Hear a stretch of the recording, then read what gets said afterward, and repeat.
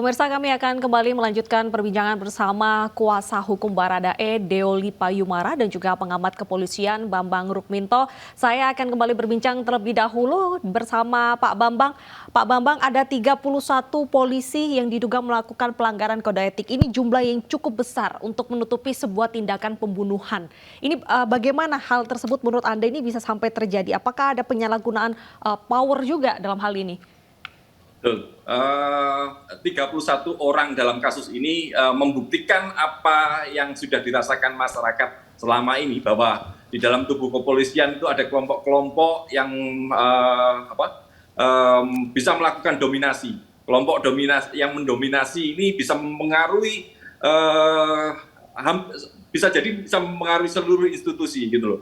Makanya ketika kemudian muncul kesalahan, kesalahan personal seolah-olah dibawa menjadi kesalahan institusi seperti itu. Problem-problem personal dibawa menjadi problem institusi. Ini menjadi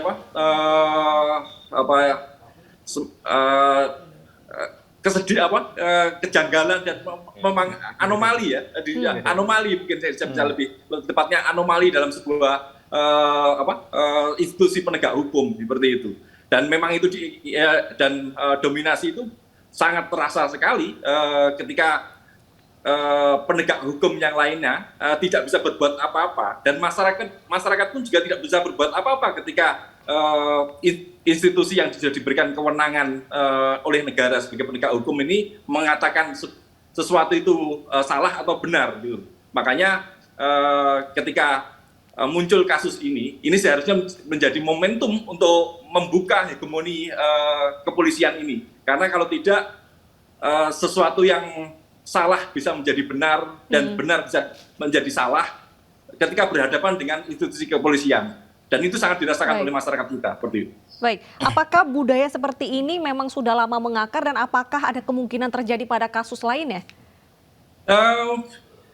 Ini hanya puncak gunung es saja, karena kita tahu masyarakat juga merasakan bagaimana perilaku koruptif di tubuh kepolisian seperti pungli di satuan-satuan itu saling menutupi, kemudian kejahatan-kejahatan terkait dengan narkoba, kejahatan dengan perjudian, semuanya saling menutupi. Dan kasus ini benar-benar membuka itu bahwa kelompok itu ada gitu.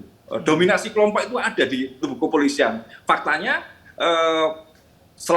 proses ini sangat lambat sekali, sampai Kapolri membuat tim sus pun itu selama hampir 3 minggu tidak ada progres. Artinya kan dominasi kelompok ini ada gitu, dan itu menghegemoni seluruh institusi kepolisian kita seperti itu. Oke. Bicara hegemoni institusi, saya ingin kembali ke Pak Deolipa. Pak Deolipa, tadi Anda katakan bahwa Komnas HAM sebenarnya dimanfaatkan elit untuk membuat bias tafsiran-tafsiran yang muncul di masyarakat. Siapa yang Anda maksud elit yang memanfaatkan Komnas HAM dan apa kepentingannya? Begini, dari awal kan Komnas HAM dilibatkan dalam skenario yang pertama sebenarnya. Itu suatu clue buat saya. Saya kasih clue, ketika Komnas HAM dilibatkan dalam skenario pertama, waktu laporan pelecehan itu satu clue, titik. Nanti pikirin sendiri, biar lebar dulu ceritanya. Nah, yang kedua, menurut saya daripada Komnas HAM mikirin persoalan perkara hukum, ngapain? Kan persoalan Komnas HAM hak asasi manusia, itu petani ya kan, kemudian orang susah di sana yang nggak makan, kemudian tukang beca yang ada, tukang roti, tukang bakso, itu kan susah semua. Itu yang dipikirin Komnas HAM, lebih banyak manusia yang dipikirin daripada cuma satu orang hanya untuk opini doang. Buat apa? Nih, opini buat apa? Untuk seolah-olah ini begini-begini supaya orang puas kan persoalan psikologi sama persepsi. Tapi ini kan persoalan masyarakat yang banyak yang ini di kampung-kampung ini nih yang nggak bisa makan banyak loh. Saya ngalamin kok nggak bisa makan. Kenapa nggak bisa makan? Karena nggak bisa tidur. Oke. Gitu. Baik. Lantas kalau Anda dan juga pengacara dari almarhum ini tampaknya senada, karena sebelumnya pengacara almarhum ini juga mengatakan tidak percaya dengan Komnas HAM. Apakah ini juga nanti ke depannya jika ada hasil-hasil dari Komnas HAM ini memang tidak bisa mendapatkan peran penting dalam kasus ini? Mungkin kemarin mau belok ke kiri, sekarang karena ketahuan belok ke kanan kan gitu. Tinggal masalah beloknya aja. Kalau di jalan tuh, kita punya cabai di situ, ketahuan biri kita belok ke kanan buru-buru kan begitu. Artinya Jabai. sudah kembali ke track, sudah kembali ke track yang benar. Iya, iya kembali ke track, tapi buat apa juga? Ini kan persoalan perjustisia, bukan persoalan Komnas HAM. Kalau bicara hak asasi manusia, kalau cuma perkara ini, ngapain diurus? Ini perkara kecil kalau buat Komnas HAM. Komnas HAM itu 270 juta rakyat Indonesia diurus agamanya, imannya, ya kan, makanannya. Mereka harus urus itu, bukan urus beginian nih. Bagi saya ini perkara kecil. Saya paham banget nih, ini perkara kecil, tapi besar buat polisi, buat ini. Tapi untuk masyarakat ini sebenarnya perkara kecil. Masyarakat nonton kan cuma sebagai sinetron, ini kan hiburan. Sakit hati gara-gara begini, sakit hati begitu, ya sudah. Akhirnya puas nih sekarang masyarakat. Puas nggak masyarakat? Saya tanya. Puas, sedikit puas. Terobati rasa luka, rasa sakit orang bawah itu. Nah, Komnas HAM harus mikir ke situnya. Inti dari persoalan masyarakat itu yang dipikirin Komnas HAM, bukan mikirin perkara ini. Cukup pengacara aja kalau pikirin ini mah. Pengacara sama Pak Bambang Rukminto bisa kita. Ya. Oke. Saya kembali ke Pak Bambang. Pak Bambang, bagaimana memanfaatkan momentum ini khususnya untuk bersih-bersih di internal kepolisian, dan faktor apa sebenarnya yang menyebabkan hegemoni kekuasaan itu ada di kepolisian? Apakah hanya faktor kedekatan saja atau seperti apa? Yang paling substansial adalah kekuasaan yang kewenangan yang sangat besar, terus kemudian minimnya pengawasan gitu loh. Kewenangan yang sangat besar di tubuh kepolisian ini hanya terdistribusi pada kelompok-kelompok tertentu gitu loh. Mereka tidak bisa saling mengawasi, apalagi dalam kasus ini adalah Kadif Propam yang merupakan satuan penegak aturan di tubuh kepolisian gitu loh. Makanya pengawasan eksternal itu sangat penting sekali, sementara Undang-Undang 2 tahun 2002 itu tidak memberikan pengawasan yang ketat terkait dengan kepolisian ini. Bagaimana kepolisian ini bisa membuat kebijakan, merumuskan kebijakan, melakukan kebijakan, dan mengawasi sendiri. Kasus ini terlihat dalam 31 orang yang diproses dalam etik itu. Etik ini salah satu bentuk hegemoni juga di tubuh kepolisian, karena masyarakat tidak bisa melihat bagaimana proses itu dilakukan gitu loh. Dan ini bahaya juga, karena kalau diterus-teruskan semua yang terkait dengan pelanggaran hukum di internal itu masyarakat tidak bisa apa-apa dan hanya disodori ini benar, ini tidak melanggar etik, selesai gitu. Kan ini membahayakan terkait dengan Komnas HAM. Ini yang harusnya menjadi catatan Komnas HAM, bagaimana mengawasi kepolisian terkait dengan praktek-praktek di internal seperti itu. Baik, menurut Anda sendiri, apakah dominasi ini juga yang pada akhirnya menjadi penghalang untuk memeriksa istri dari Irjen Verdi Sambo? Karena hingga saat ini LPSK bahkan mengatakan istri Irjen Verdi Sambo ini tidak kooperatif. Saya kira kalau terkait dengan istri Irjen Sambo tidak ada hubungannya dengan dominasi. Ini terkait dengan profesionalitas saja gitu. Karena kalau dominasi ini terkait hubungan antara satuan-satuan, bagaimana mempengaruhi publik seperti itu. Kalau terkait dengan istri Irjen Sambo, ini hanya sekedar bagaimana teknis penyidik dan penyidik saja, bagaimana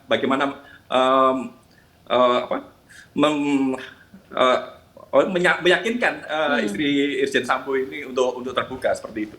Oke. Bicara keluarga, saya ingin kembali ke Pak Deolipa. Pak Deolipa, adakah cerita mungkin dari Baradae terkait kasus ini yang mungkin mempengaruhi terhadap keluarganya, Pak Deolipa? Yang sekarang apa yang pada saat peristiwa? Ya, pada saat peristiwa dan saat ini. Oh iya, tentunya Pak Verdi Sambo nggak serta-merta juga mengambil keputusan membuat pembunuhan berencana kalau nggak ada motif. Ya kan? Motif itu ada.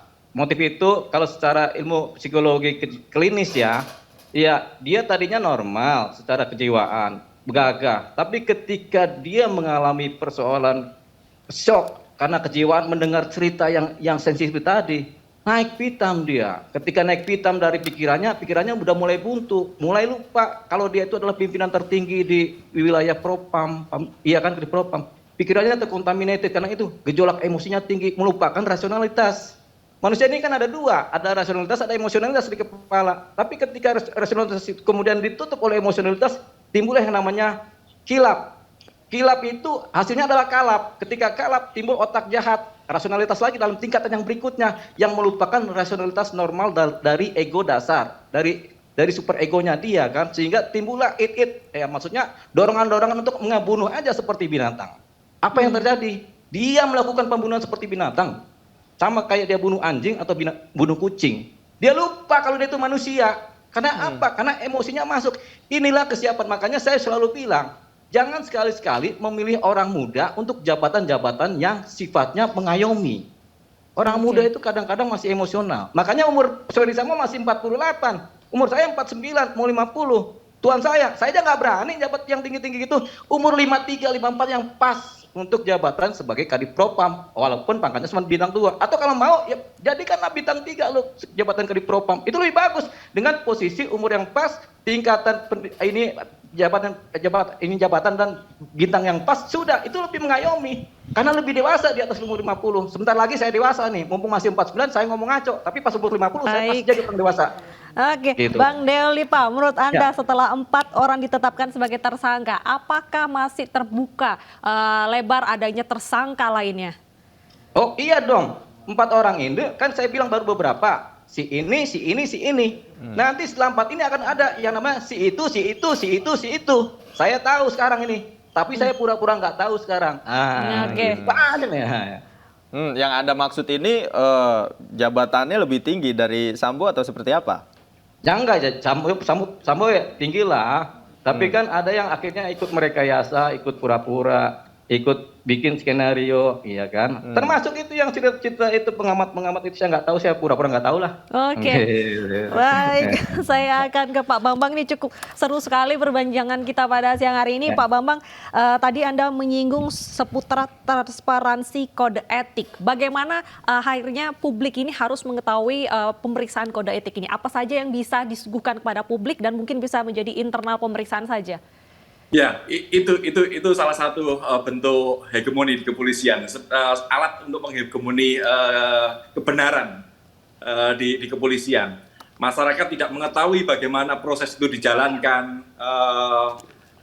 Semuanya yang menentukan adalah kepolisian sendiri. Jadi kebenaran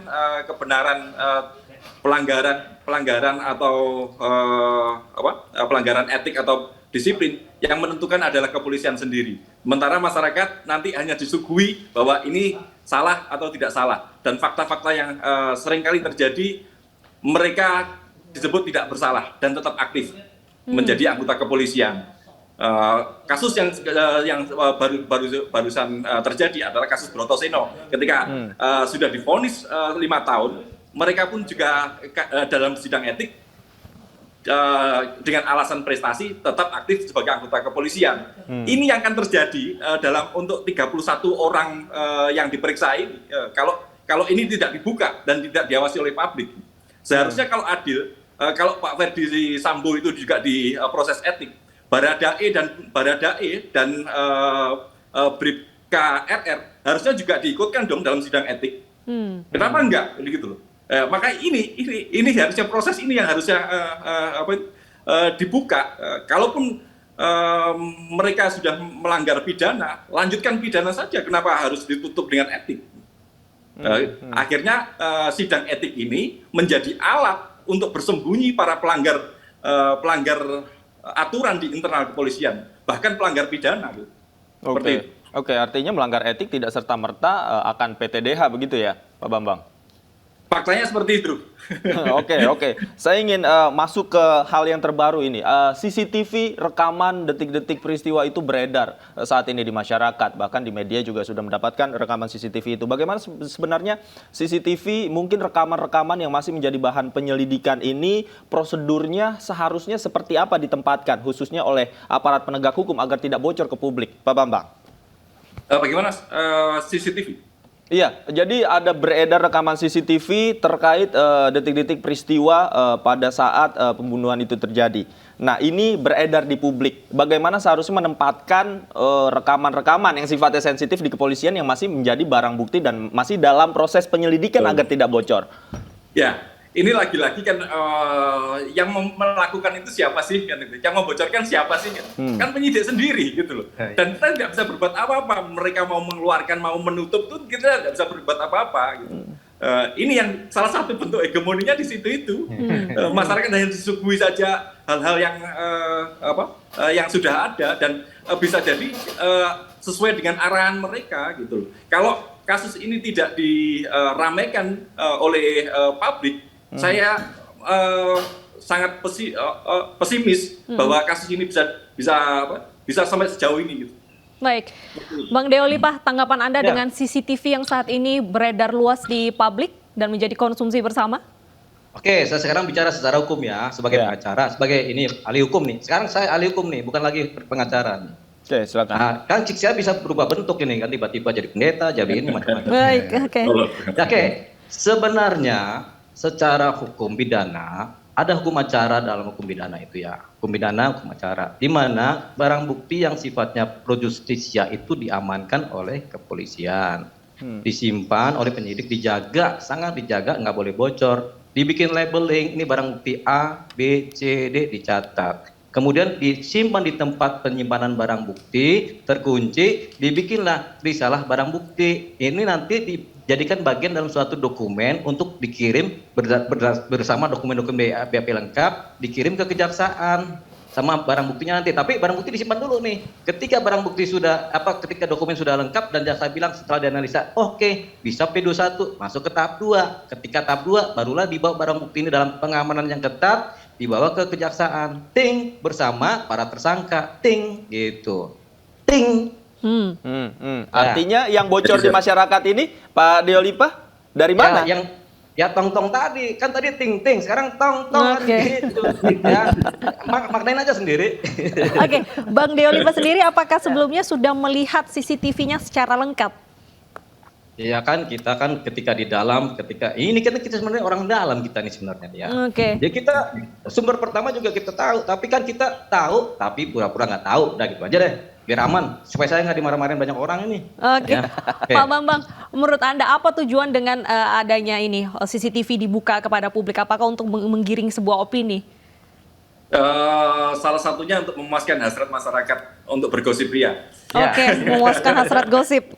Enggak, ini ilmu psikologi sosial supaya masyarakat yang susah menjadi senang kan begitu, sehingga makan minum. Makanya yang paling penting Komnas HAM jaga ini, ketika masyarakat senang dia buru-buru tuh masuk tuh untuk mengamankan kehidupan masyarakat banyak. Ingat, keadilan sosial bagi seluruh rakyat Indonesia. Jangan sampai nggak adil sama elitnya aja yang ini kan. Oke. Yang pasti gini, yang pasti kita harus mengawal bagaimana proses ini bisa berjalan dengan polisi menyajikan fakta-fakta dan bukti-bukti material ke kejaksaan. Iya, itu Pak. saja. Sepanjang ada pengacara merah putih yang dijaga oleh atas, ini pasti jalan, Pak. Tapi kalau pengacara merah putih nggak dijaga, ya nggak bisa. Makanya kepada masyarakat Indonesia yang nonton ini, mari kita menjelang tanggal 17 Agustus 2022, Hari Kemerdekaan Indonesia, mari kita salam merah putih. Oke. Oke, luar biasa. Penutup yang luar biasa Bang dari Deo Bang Deo Lipah ini Lipah. penuh canda ya. Tapi memang dari semua informasinya ini banyak sekali yang sebenarnya bermanfaat dan membawa informasi terbaru dan terang benderang dalam kasus ini. Yang pasti kita kawal bersama kasus ini agar terang benderang, semuanya berjalan pada tracknya, tidak ada yang menyimpang. Ya, silakan. Singkat. Kita kawal kasus, tapi kami juga dikawal dong, jangan sendirian. Oke, baik. Saling mengawal kalau begitu ya Bang Deo Lipah ya, saling mengawal. Baik, terima kasih banyak Bang Deo Lipah atas waktunya. Pak Bambang juga terima kasih atas waktunya bergabung bersama kami di iNews Siang. Selamat siang Bapak-bapak.